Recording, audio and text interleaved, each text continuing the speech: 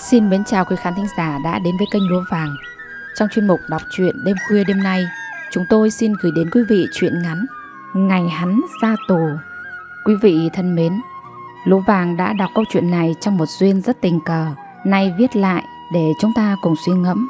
Xin chúc quý vị có thời gian nghe chuyện vui vẻ. Đừng quên bình luận và ấn đăng ký để ủng hộ kênh, chia sẻ để nhiều người cùng được thưởng thức những câu chuyện hay quý vị nhé. Còn bây giờ dưới diễn đọc của Thu Hà, xin mời quý vị chúng ta cùng thưởng thức. Tự biết không có ma nào đến đón, đành dứt khoát bước đi. Xe Honda ôm vào giờ này không thiếu, nhưng hắn thích đi bộ. Lững thững đi ngoài như người rảnh rang lắm. Trời tối mịt mới đến thị xã. Khách sạn công viên trước cung thiếu nhi khi xưa là chỗ ngủ tốt nhất của dân bụi đời. Trong một năm hắn ở tù, khu vực này đã sửa sang trồng trọt đủ thứ hoa kiểng, lại thêm nhiều đèn chùm đầy màu sắc đứng xếp hàng nối dài, khoe đẹp khoe sáng. 10 giờ đêm, hắn lại quải túi đi, rồi cũng phát hiện ra chỗ ngủ lý tưởng. Cái thềm xi măng sát tường rào bệnh viện, có tàn cây phượng vĩ che khuất ánh đèn, giúp lại khoảng thềm tối tối cỡ ánh sáng đèn ngủ. Hắn nghĩ chỗ này chắc nhiều muỗi, nhưng ngủ rất êm, không bị xe cộ ồn ào. Moi từ cái túi ra tấm vải xanh cũ bèo nhèo, có thể được gọi là mền, trải ra kê túi gối ngủ lên. Hắn nhắm mắt. Đi bộ mệt mỏi cả ngày nên hắn ngủ rất ngon. Gần sáng hắn giật mình tỉnh giấc, lạnh toát với cảm nghĩ có con gì đó quấn quanh cổ. Hắn nằm im định thần. Sát ngực hắn là một làn hơi thở nhẹ và một trái tim ai đó đập đều nhịp. Cánh tay của người ấy vòng quanh cổ hắn. Hắn lẩm bẩm: còn mẹ nào ngồi đây. Hắn nhẹ nhẹ ngồi lên, nheo mắt nhìn. Hóa ra là một thằng nhỏ chừng hơn 10 tuổi, mặc cái áo rách bươm bày ra bộ ngực lép kẹp đã dành muốn hết cái mền của hắn. Nó cũng thuộc dạng không nhả như hắn, đang ngáy pho pho ngon lành. Chẳng hay biết thằng cha nằm kế bên đã thức giấc, đang nhìn mình chăm chăm. Hắn rợm người đứng lên, định bỏ đi tìm chỗ ngủ khác, nhưng nghĩ gì đó hắn nằm trở xuống, xoay lưng về phía thằng nhỏ, đưa tay kéo lại cái mền. Hắn nhắm mắt cố dỗ giấc ngủ nhưng không tài nào ngủ được. Hắn ngồi dậy móc thuốc hút, chợt thấy cái mền bỏ không, trong khi thằng bé bị sương xuống lạnh, càng lúc càng co tôm lại. Hắn bất giác chửi thề, rồi kéo mền đắp lên người thằng nhỏ. Hút hết điếu thuốc, hắn nằm xuống thiếp đi một lúc. Tới khi thức dậy, thằng nhỏ bỏ đi mất tiêu. Hắn hốt hoảng thọc tay vào túi quần kiểm tra. Số tiền vẫn còn nguyên.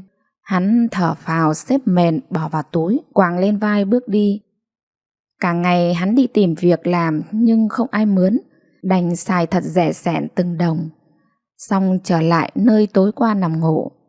Hắn còn hút thuốc thì thằng nhỏ lại về. Nó thỏ lõ mắt nhìn trách hắn: sao ông giành chỗ ngủ của tôi hoài vậy?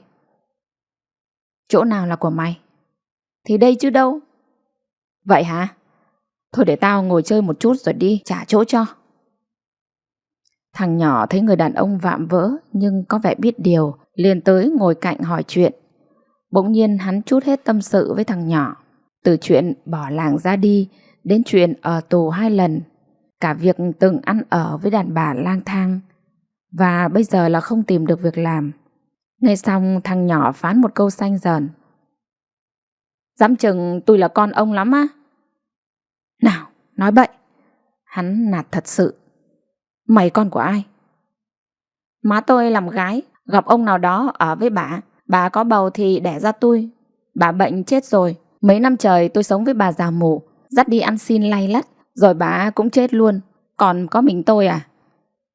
Vậy mà nói là con tao, biết đâu được đấy. Mày làm nghề gì mà lúc nào cũng về muộn thế? Buổi sáng tôi đi khiêng cá biển, tiếp bà chủ làm khô. Buổi chiều tôi đi bán thêm vé số, rồi tới khuya mới về đây ngủ. Sao mày không ngủ ở chỗ làm khô luôn đi? Từ bến cảng đi tới đây xa bộn. Ông khờ quá. Thằng nhỏ đập mũi cái bộp, rồi nói tỉnh queo: muốn kiếm được việc làm bộ dễ lắm sao? Mình cù bơ cù bất ai muốn. Phải nói dóc nhà ở xóm Bánh Tằm có ba có má đàng hoàng, Tại nghèo mới đi kiếm việc làm tiếp gia đình, tối về nhà chứ bộ. Mày giỏi hơn tao đấy. Hắn buộc miệng khen rồi hỏi tiếp. Thế mày làm có đủ sống không? Dư, cho ông biết tôi lấy vé số bằng tiền mặt đàng hoàng, còn tiền gửi cho ông chủ thầu cất dùm một số nữa. Xạo quá xạo. Không tin thì thôi. Thằng nhỏ nằm xuống, ngáp ngắn ngáp dài. Ông ngủ đây với tôi cũng được, ngủ chung với ông ấm hơn. Tự dưng hắn cảm thấy mình bị xúc phạm khi phải ngủ nhờ thằng nhỏ. Dù rằng thềm xi măng là của bệnh viện, nhưng rõ ràng thằng nhỏ oai hơn hắn ở chỗ đầy vẻ tự tin và có việc làm đủ sống. Hắn ôm túi đứng lên bỏ đi. Thằng nhỏ vòng tay ra sau ót, nhóng cổ nói. Dân bụi đời mà còn bày đặt tự ái. Hắn đào một vòng nhỏ, kết cuộc đành trở lại. Thằng nhỏ cười hi hi. Tôi nói rồi, chỗ này là ngon lành nhất của thị xã. Ngủ lạng quạng tổ bảo vệ lôi về khu phố phạt tiền là chết. Nó lăn người xích qua, nhường phần cho người đàn ông nằm xuống bên cạnh thì thào. Tôi chỉ cho ông chỗ ngủ ngon lắm.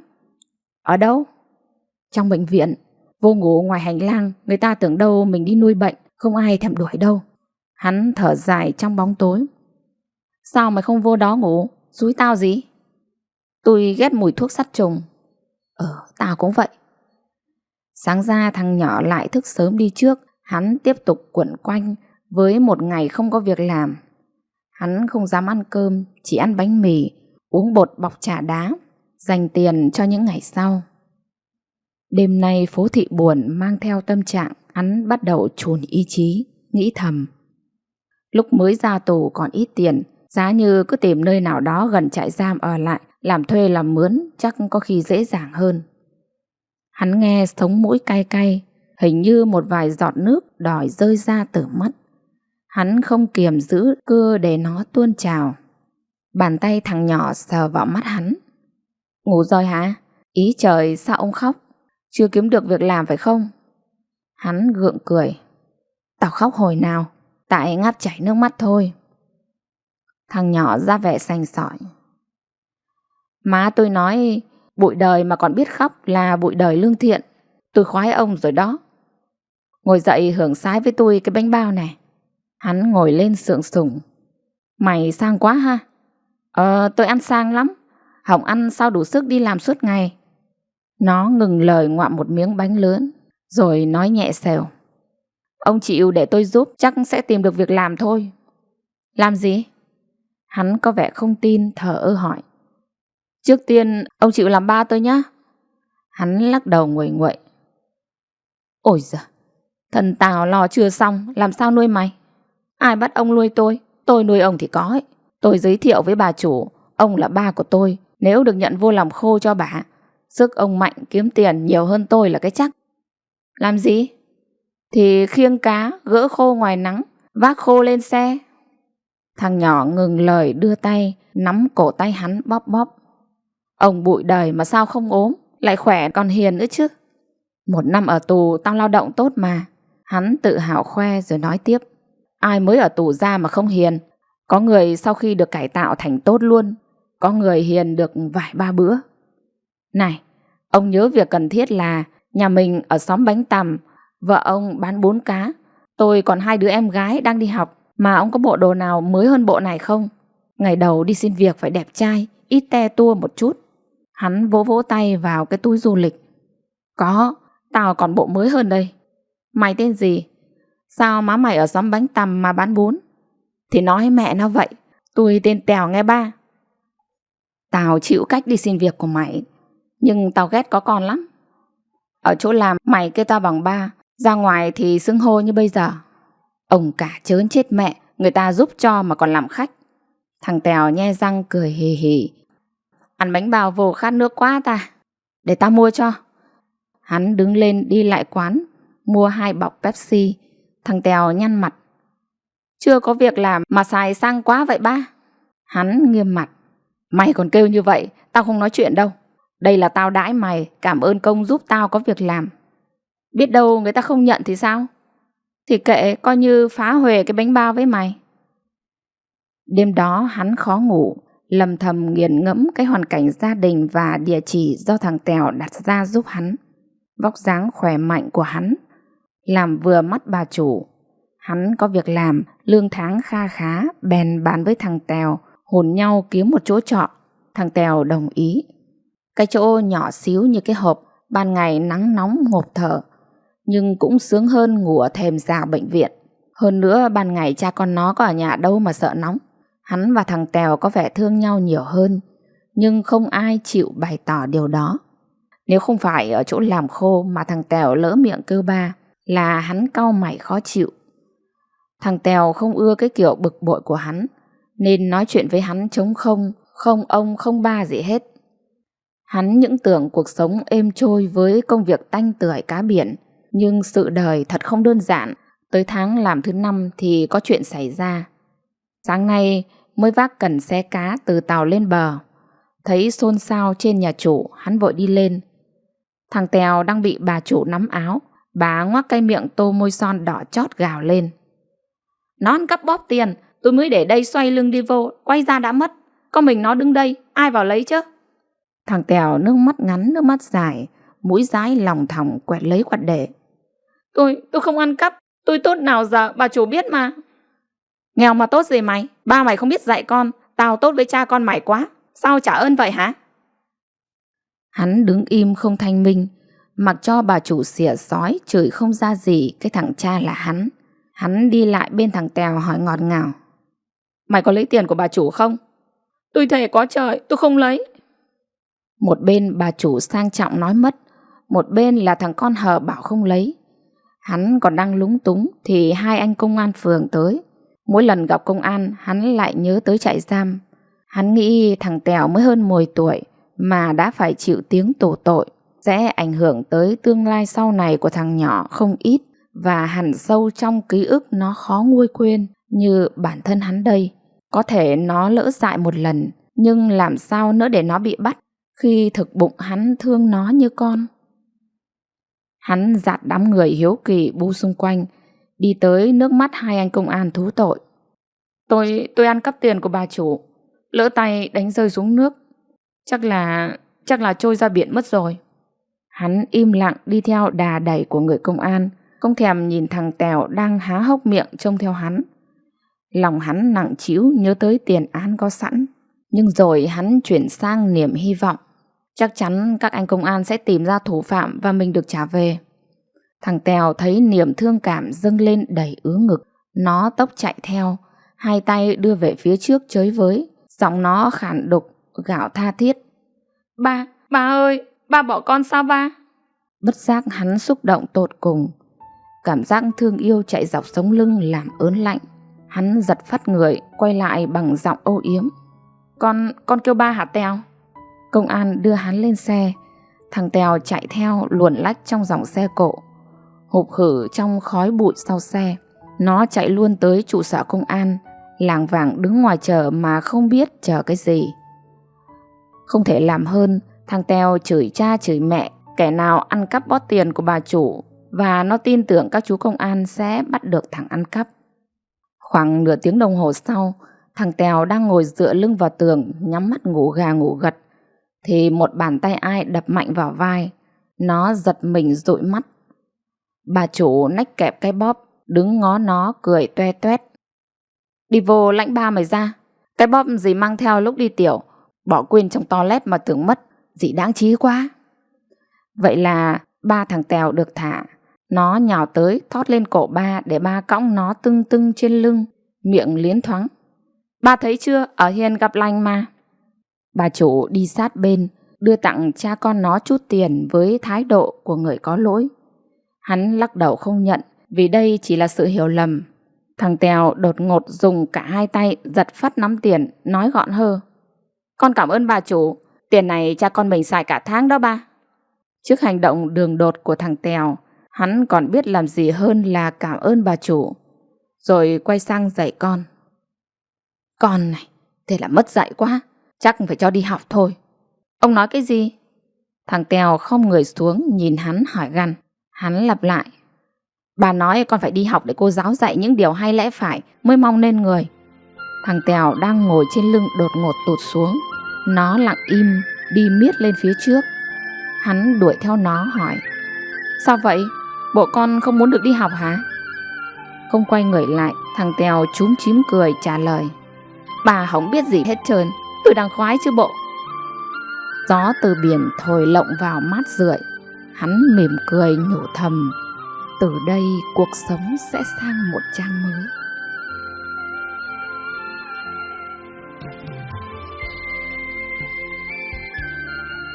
Quý vị thân mến, mỗi sáng thức dậy ta có một ngày mới để yêu thương.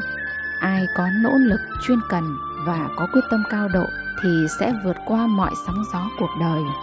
Chúng ta đang thở và biết mình đang sống, tuy nhiên vượt cạn lên bờ được mấy ai. Vì dòng đời lúc nào cũng muốn nhấn chìm, dù đó là nhân nghĩa của một con người. Chúng ta có quyền hy vọng, có quyền vươn lên vượt qua cạm bẫy cuộc đời.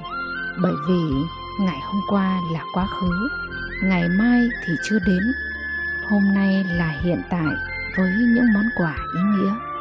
Hãy bỏ qua quá khứ tốt và xấu, bởi nó chỉ là dĩ vãng của những gì đã qua. Tương lai ở còn xa tít tận chân trời góc bể. Sống ở hiện tại với những việc làm có ích, đó mới là điều quan trọng nhất của cuộc đời. Và câu chuyện thứ hai Lúa Vàng muốn gửi tới quý vị có tựa đề Đời ăn trộm của tác giả Hướng Dương. Một câu chuyện rất hay, rất nhân văn lại ý nghĩa. Qua giọng đọc của Diệu Hương, xin mời quý vị chúng ta cùng thưởng thức.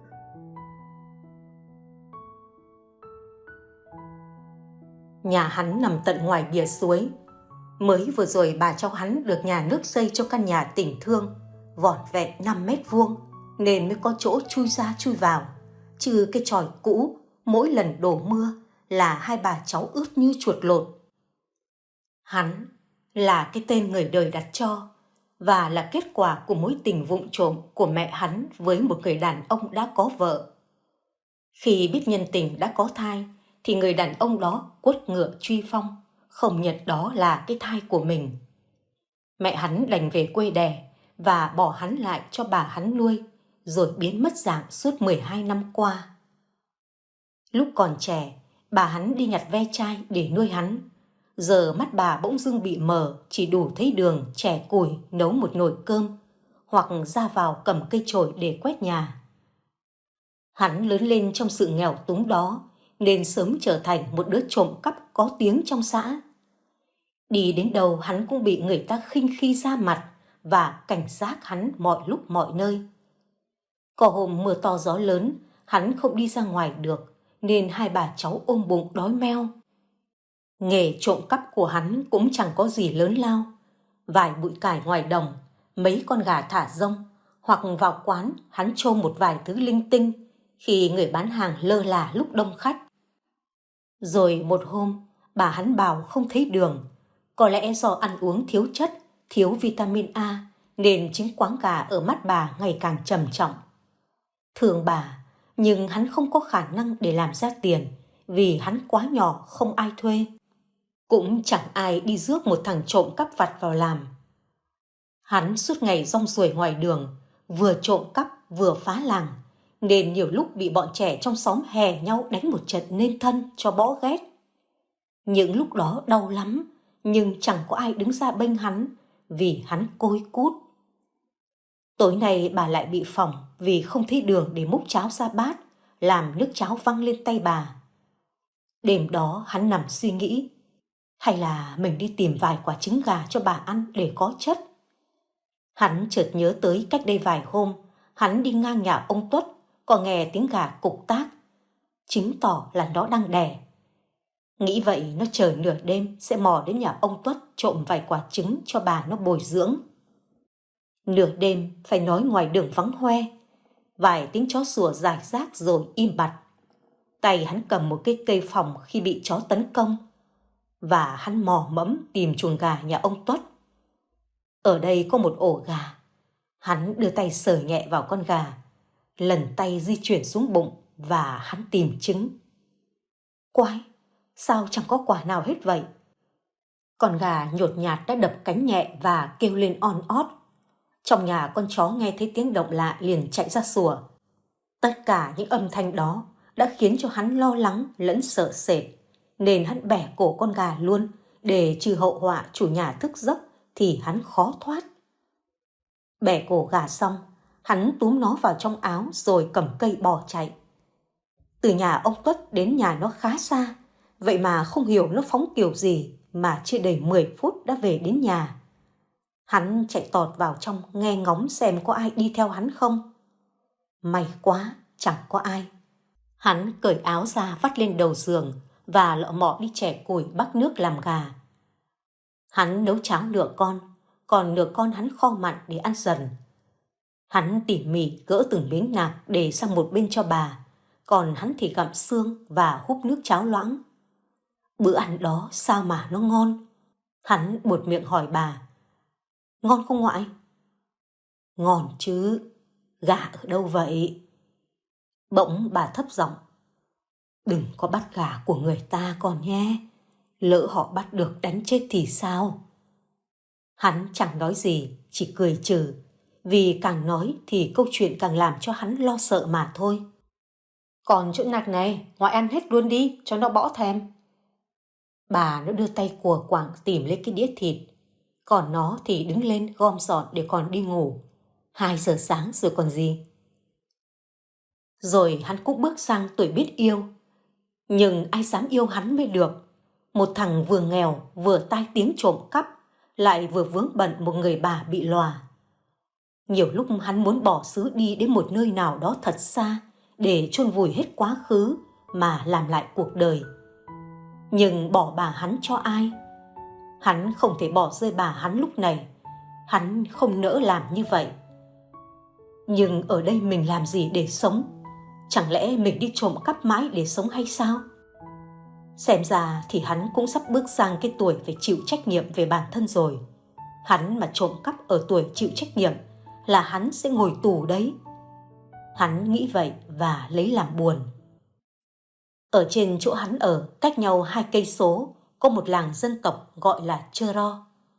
Mỗi lần hắn đi mò cua bắt ốc, hắn đi ngang qua đây là bị một cô bé người dân tộc lấp ló trong nhà trêu chọc. Bực mình, hắn cúi xuống nhặt mấy viên sỏi ném vào ô cửa đó rồi bỏ đi.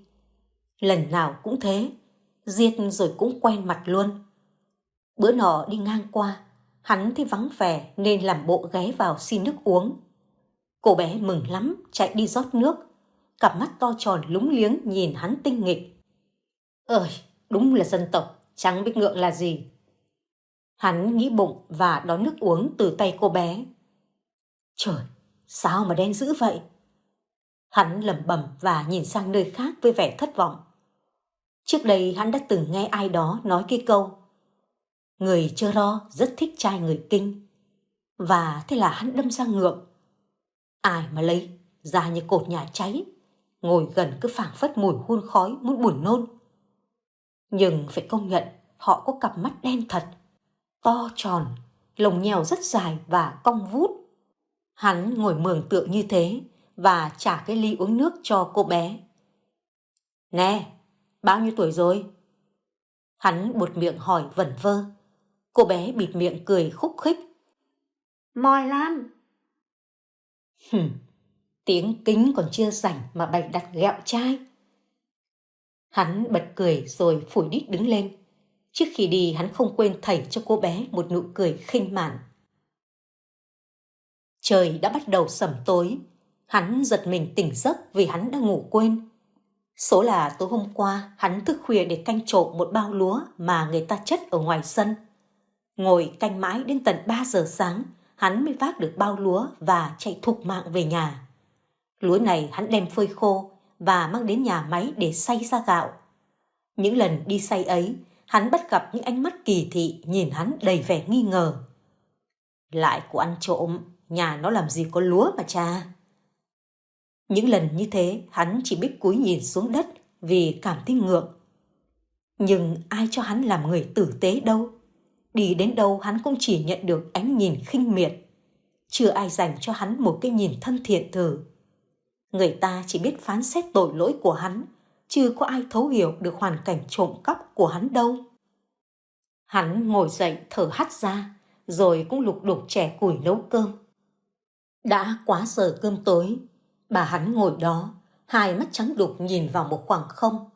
Bà không còn biết phân biệt giờ này ngày hay đêm, vì bà đã mất hết cảm nhận từ đôi mắt. Hắn biết bà hắn đói lắm rồi. Vừa quạt lửa, hắn vừa cắt cải ra để nấu canh. Bữa cơm không có một tí đạm nhưng cũng xong, vì bà cháu hắn quen rồi. Sáng nay hắn lại đi mò cua bắt ốc để cải thiện bữa ăn. Lại đi ngang qua nhà con bé. Cả tuần nay hắn mới đi lại nên hắn ngứa tay, nhặt một viên sỏi to ném vào nhà cô bé. Đang ở trong nhà nghe cái cọc, cô bé chạy ra ráo xác. Hắn nheo mắt cười đùa giỡn. Ở nhà có mình hả? Ừ. Cô bé cười tít mắt. Mẹ đâu? Vào được không? Vừa nói hắn vừa tiến lại gần. Đi làm hết rồi, ở nhà một mình nấu cơm. Hắn ghé ngồi xuống, như người nhìn vô nhà quan sát. Cái xóm dân tộc này ban ngày vợ chồng dắt nhau đi làm hết, chỉ còn lại mỗi con nít là ở nhà. Nhưng chúng cũng đi lang thang khắp xóm để chơi, chứ chẳng bao giờ có mặt ở nhà. Nhìn thấy cô bé đi qua đi lại dọn dẹp, hắn bỗng nảy sinh ý định lợi dụng. Hắn quắc cô bé lại và ra dấu ôm nhau. Vốn thích hắn từ nào giờ, lại thiếu hiểu biết nên cô bé đã sống theo bản năng và cho hắn quan hệ. Trai trẻ mới lớn lên lần đầu tiên được va chạm xác thịt nên hắn đâm ghiền. Và cứ thế, ngày nào hắn cũng giả vờ đi ngang rồi lại ghé vô lợi dụng, rồi lại đi về.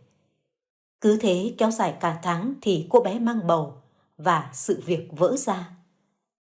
Sau khi biết con gái mình mới 15 tuổi đã mang thai mà không biết cái thai đó là của ai, nên vợ chồng điều tâm tra khảo con gái, nhưng cô bé cứ bảo không biết. Mà không biết thật, vì hắn lâu lâu chỉ đi ngang đây thôi, chứ cô bé có biết nhà hắn ở đâu. Sau khi nghe con gái kể lại đầu đuôi, thì điều tâm ở nhà đúng một tuần để chặn đường hắn hỏi cho ra lẽ. Nhưng hắn cũng biết cô bé đã có thai, nên hắn cũng tránh mặt luôn, không dám đi ngang đó nữa. Sự việc cứ ngỡ đi vào bế tắc, thì một hôm điều tâm chở con gái đi khám bệnh về. Cả hai ghé vào quán nước mía để uống, thì vô tình cô bé nhận ra hắn đang thả bộ trên đường. Không thể lầm được, cũng cái áo ấy và đôi dép đen hắn vẫn thường mang, không lẫn vào đâu được. Cô bé quả quyết nói với cha. Điều tâm nghe vậy đứng vội lên, không kịp trả tiền nước mà chạy theo hắn. Thế là sự việc được phơi bày. Điều tâm bắt buộc hắn phải dẫn mình về nơi hắn ở, rồi sau đó mới quay lại chở con gái về. Người dân tộc Chơ-ro đa số rất dốt về luật pháp, nên khi đưa con gái về nhà xong, Điều tâm dẫn nguyên một đám thanh niên dân tộc Chơ-ro đến nhà hắn hỏi tội và đòi đánh hắn. Hắn cũng dạng thất học, có biết gì đâu luật pháp. Thế là hai bên xài luật rừng với nhau. Kết quả hắn bị đập cho nhừ tử, và cơ quan pháp luật đã mời hai bên lên làm việc. Sau một tuần nằm bẹp ở nhà vì bị đánh hội đồng, may mà bữa đó hắn chốt cửa bên trong, cố thủ bằng cái dựa phát cò, chứ không là bỏ xác rồi. Tại cơ quan công an, Điều tâm trình bày sự việc con mình có bầu với hắn. Còn hắn thì lại khai cô bé dụ hắn vào nhà và cho hắn quan hệ, chứ hắn không có cưỡng bức. Nói gì thì nói, nhưng vẫn chiếu theo bộ luật hình sự mà xét xử, chứ đâu xét theo lời kể được. Chính quyền tạm tha cho hắn về nhà để hắn lo cho bà, vì bà hắn không thấy đường và chờ ngày gọi lên để làm việc, nhưng cấm hắn rời khỏi địa phương dù bất cứ lý do gì. Đêm nằm xuống, hắn cảm thấy ức lắm. Nó cho mình chứ bộ, sao lại bảo mình dụ? Giờ bỏ trốn thì dễ thôi, nhưng bà của hắn thì ai lo? Hắn tỏ ra đau khổ và không tài nào trở mắt được.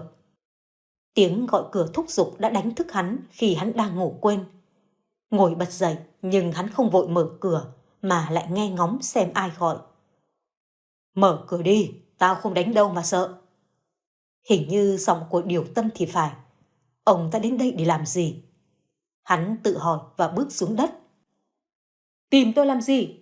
Chính quyền kêu để đó, mấy bữa nữa mời lên làm việc. Hắn nói vọng ra, tay vẫn thủ cái dựa trong tay. Mày không muốn rắc rối thì mở cửa ra cho tao nói chuyện với mày. Điều Tâm hạ thấp giọng. Ai gạt mày làm con chó? Tôi nói rồi, ông mà gạt tôi là tôi chém chết dáng chịu nha.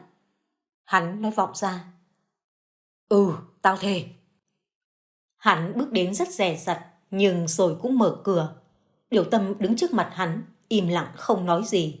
Hắn mời vào nhà, tay vẫn cầm cái dựa phòng thủ. Ngồi xuống đi. Điều Tâm ra hiệu cho hắn ngồi. Giờ mày có chịu lấy con gái tao không? Nếu chịu, tao sẽ rút đơn thưa mày. Còn không thì tao thưa mày tội dụ dỗ trẻ em vị thành niên. Mày bốc lịch ít nhất vài năm. Tao đi hỏi luật sư rồi. Quá bất ngờ với lời đề nghị đó, hắn đứng dậy từ chối. Không, tôi không lấy dân tộc đâu. Tha tôi ở giá. Hắn thẳng thừng từ chối và định bỏ đi thì Điều Tâm cười gằn. Được thôi, vậy thì mày chờ ngày bốc lịch đi nhé, cái thằng ngu. Rồi cái ngày luận tội hắn cũng đã đến. Hắn bị tòa tuyên án 3 năm tù vì tội giao cấu với người dưới 16 tuổi. Bản thân hắn vừa bước sang tuổi 18 mới có 3 ngày, nên hắn phải chịu trách nhiệm hình sự như đã quy định. Đúng ra tội của hắn phải bốc lịch từ 7 năm trở lên, vì làm nạn nhân có thai đang ở độ tuổi 15. Nhưng tòa xét thấy gia cảnh hắn mồ côi, không có ai dạy dỗ, và bản thân hắn lại không biết chữ, và hiện tại đang nuôi bà ngoại mất khả năng lao động và bị mù lòa. 3 năm tù dành cho hắn là có tình tiết giảm nhẹ rất nhiều. Nhưng nỗi đau mà hắn gánh chịu lúc này là những lời lẽ thóa mạ cứ tuôn ra phỉ báng hắn một cách tàn nhẫn, không tiếc lời. Cái quân trộm cắp, cho nó đi tù mọt gông đi. Cái loại ăn cắp vặt như nó chỉ xứng với dân tộc thôi. Ai dám lấy nó? Và còn rất nhiều lời lẽ nhẫn tâm khác người ta dành cho nó không thương tiếc. Trong cuộc sống có mấy ai nhìn nhận ra lẽ phải để mà thông cảm cho số phận không may như nó. Cha mẹ không có, họ hàng cũng không. Ai dìu dắt nó sống ngay thẳng. Họ chỉ biết phán xét tội lỗi do nó gây ra mà không hề nghĩ vì sao nó phạm tội. Biết rằng gia cảnh của nó rất đáng thương, nhưng không thể vì thế mà nó thoát tội. Phải chấp nhận hình phạt thôi. Người ta đưa nó đi tập trung cải tạo ở một trại giam gần đó, để thỉnh thoảng có ai thương xót nó thì vào thăm. Bà của nó được bên phòng thương binh nhận nuôi dưỡng để nó yên tâm mà cải tạo tốt. Vào trại giam lúc đầu hắn phải lao động ngoài trời vì đó là bắt buộc. Sau này cải tạo được một vài năm thì hắn được chuyển sang bóc vỏ hạt điều. Và tại đây, thỉnh thoảng hắn cũng nhận được quà không biết ai gửi vô cho hắn. Khi thì ký đường cát với vài cục xà bông tắm, khi thì chục gói mì tôm kèm theo lon sữa Phương Nam. Thôi thì ai thương xót hắn, bố thí cho hắn thì hắn nhận hết, chứ không dám từ chối. Ở trong cái trại giam này, tối đến hắn được cán bộ quản giáo dạy cho học bổ túc văn hóa, dạy cho cách làm người không vi phạm pháp luật. Và sau khi biết hắn thích học nghề, quản giáo đã chuyển hắn xuống khâu học nghề mộc. Suốt 2 năm trời, nhờ sự tận tụy của những cô chú trong trại giam, giờ hắn đã biết viết chữ thành thục, biết làm toán và đặc biệt biết đóng cả tủ giường. Còn hơn tháng nữa là đến ngày lễ Quốc khánh mùng 2 tháng 9, quản giáo cho biết có một số anh em được tha trước thời hạn vì lao động giỏi và chấp hành tốt. Trong số đó có hắn. Không biết nghe được tin này hắn nên buồn hay vui? Có lẽ buồn thì đúng hơn, vì hắn ra hắn cũng chẳng biết về đâu, vì bà của hắn mới mất cách đây vài tháng. Hắn rất sợ sống đơn độc một mình, sợ những ánh mắt khinh miệt nhìn hắn khi hắn mãn hạn tù trở về. Hắn thừa biết điều đó nên hắn chẳng lấy làm mừng mà buồn thì đúng hơn. Hắn luôn bị ám ảnh bởi những ánh nhìn lúc hắn bị bắt đưa đi.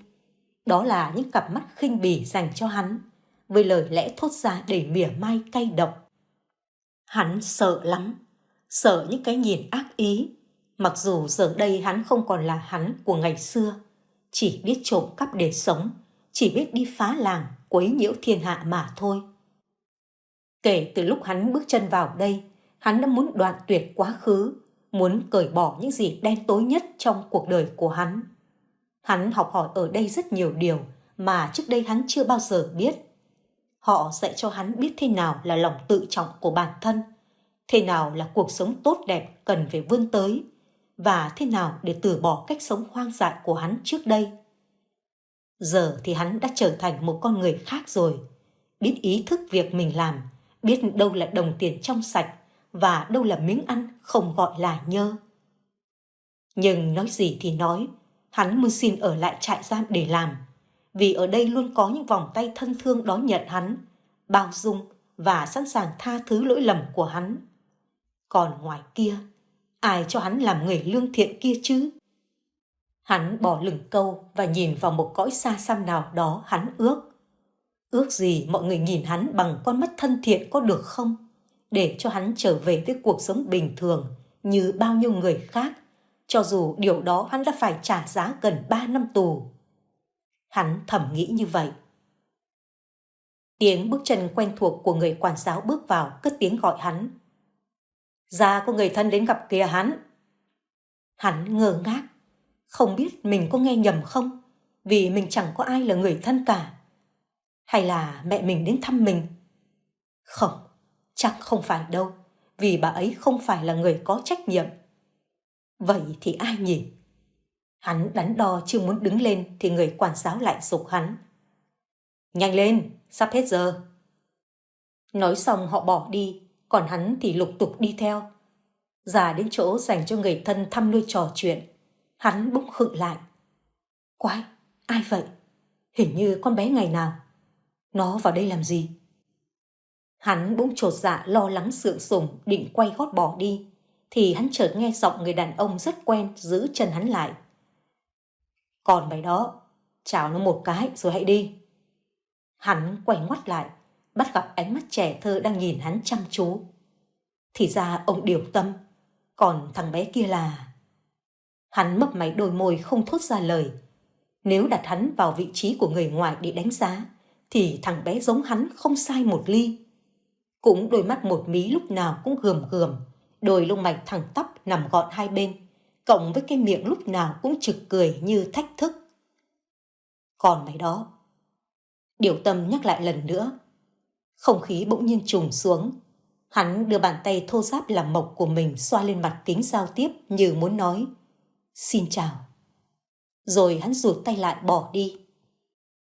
Suốt đêm đó hắn không tài nào trở mắt được. Cái hình ảnh thằng bé được bế gọn trong vòng tay của Điều Tâm làm hắn suy nghĩ mãi. Tại sao họ lại vào đây thăm mình? Và hắn chợt nhận ra, có phải những món đồ trước đây được gửi cho hắn chính là Điều Tâm gửi chăng? Bao nhiêu câu hỏi đó cứ dồn dập hiện ra trong đầu hắn, và hắn bật ngồi dậy. Không thể nào. Hắn lặp đi lặp lại câu hỏi đó. Rồi cũng đến cái ngày hắn được ra trại trước thời hạn.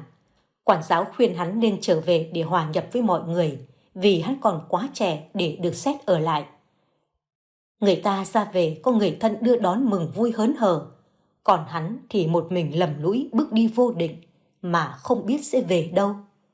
Về nhà ư? Hắn tự hỏi. Ở đó còn gì để cho hắn về, ngoài căn nhà tình thương chắc cũng đã đổ nát. Nhưng dẫu sao thì giờ hắn cũng có thể tự do, muốn đi đâu thì đi, không còn vướng bận ai nữa, vì bà của hắn đã mất. Đang chậm rãi cất bước giữa trời nắng trưa của tháng 4, thì hắn đột nhiên nghe tiếng gọi hắn từ phía sau lưng. Lên xe tao trở về. Hắn quay đầu lại nhìn, thì ra là Điều Tâm. Ông ta bảo về, mà về ở đâu? Hắn băn khoăn nghĩ. Về với con mày đi, tội nghiệp nó lắm. Mày không lấy con gái tao cũng được, nhưng mày đừng bỏ rơi đứa con của mày mang tội. Dưới cái nắng trưa gay gắt, vừa mệt vừa khát nước, nên hắn dẹp bớt cái tôi vốn có ở hắn mà miễn cưỡng leo lên xe. Con đường trước đây hắn đi ngang để vào ruộng bắt ốc mỏ cua, giờ trở nên xa lạ đối với hắn sau 3 năm cách ly với thế giới bên ngoài. Giờ được đổ nhựa hẳn hoi. Mái tôn của những ngôi nhà dân tộc Chơ Ro cũng được nhà nước ưu tiên thay mới đồng loạt. Từ xa xa, hắn đã nhìn thấy một ngôi làng dân tộc trắng xóa, lấp lánh phản chiếu từ những mái tôn, khơi gợi lại ký ức một thời lam lũ. Hắn đi ngang qua đây và bắt gặp một cô bé tinh nghịch lấy sỏi ném hắn, rồi mời hắn vào nhà rót nước cho hắn uống, để rồi cả hai tâm hồn thơ dại, đã điên rồ làm cái chuyện chưa cho phép mà dám làm, để rồi kẻ vào tù, người ôm con mọn khi tuổi đời còn quá nhỏ. Giờ nghĩ lại, hắn thấy xốn sang trong lòng. Ồ, có phải đây là duyên phận mà ông trời đã định cho hắn chăng? Mải nghĩ ngợi mà Điều Tâm chở hắn đến nhà từ lúc nào mà hắn cũng không hay.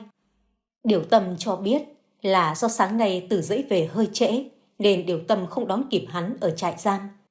Vì thế nên mới xách xe đi tìm, may mà gặp hắn trên đường đi về nhà hắn. Biết hôm nay là ngày hắn được tha nên Điều Tâm đã bảo vợ làm một bữa tiệc nho nhỏ để chúc mừng. Cho dù hắn đi hay ở thì mặc kệ. Bước vào nhà, hắn rụt rè đặt cái túi tư trang xuống nền gạch và ngó ráo xác, không biết hắn tìm ai với ánh mắt ngại ngùng. Cô bé từ trong cái phòng đơn sơ mà ngày xưa hai đứa vật nhau bước ra cúi đầu chào hắn. Hắn gượng cười đáp lại. Cô bé giờ đã bước sang tuổi 18, cao lớn phồng phao, da dáng thiếu nữ. Nhưng mỗi tội là nước da cứ đen nhẻm như cột nhà cháy. Còn hắn, từ ngày vào trại cải tạo, hắn đẹp trai ra, trắng trẻo vì làm trong mát. Độ tuổi 21 ở hắn xem ra không còn là trẻ con, nhưng cũng không hẳn là người lớn, nên hắn cũng chẳng biết nói gì, cứ ngồi một cục cúi gằm xuống đất. Vào mâm đi thôi. Điều Tâm đặt một cái chén xuống trước mặt hắn và bảo mọi người vào ngồi. Con mày nó đang ngủ, lát nữa tao đánh thức nó dậy cho mày xem, giống mày như đúc, chỉ tội hơi đen một chút thôi. Điều Tâm cười khà khà gắp thức ăn cho vào chén của hắn rồi nói tiếp.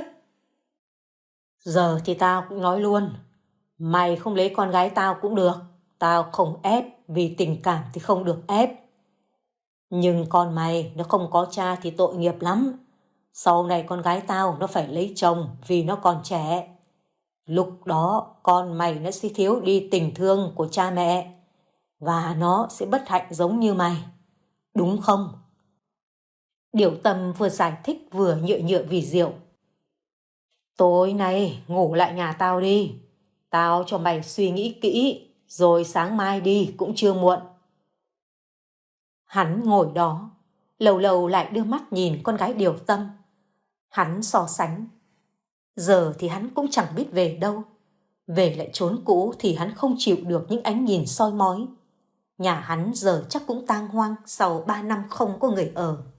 Bản thân hắn giờ lại trắng tay, một xu cũng không có thì làm được gì. Dù sao ở đây hắn cũng còn có một người con. Cô gái kia cũng vì hắn mà làm chuyện dại dột. Giờ tất cả đã trở thành định mệnh rồi, hắn không thể chối bỏ được. Người ta có cha có mẹ thì mới có chỗ để về. Còn hắn côi cút không nơi nương tựa, thì đây là nơi xứng đáng cho hắn gửi gắm cuộc đời, cho dù không như ý muốn. Còn người ta đôi lúc cũng không có quyền chọn lựa là vậy. Hắn nghĩ mãi, và cuối cùng hắn quyết định ở lại làm rể nhà Điều Tâm. Và một cái đám cưới nho nhỏ diễn ra theo nghi thức của người Chơ-ro.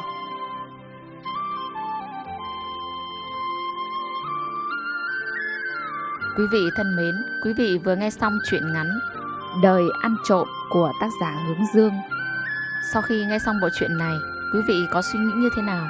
Hãy để lại bình luận để Lúa Vàng và tác giả cùng được biết nhé.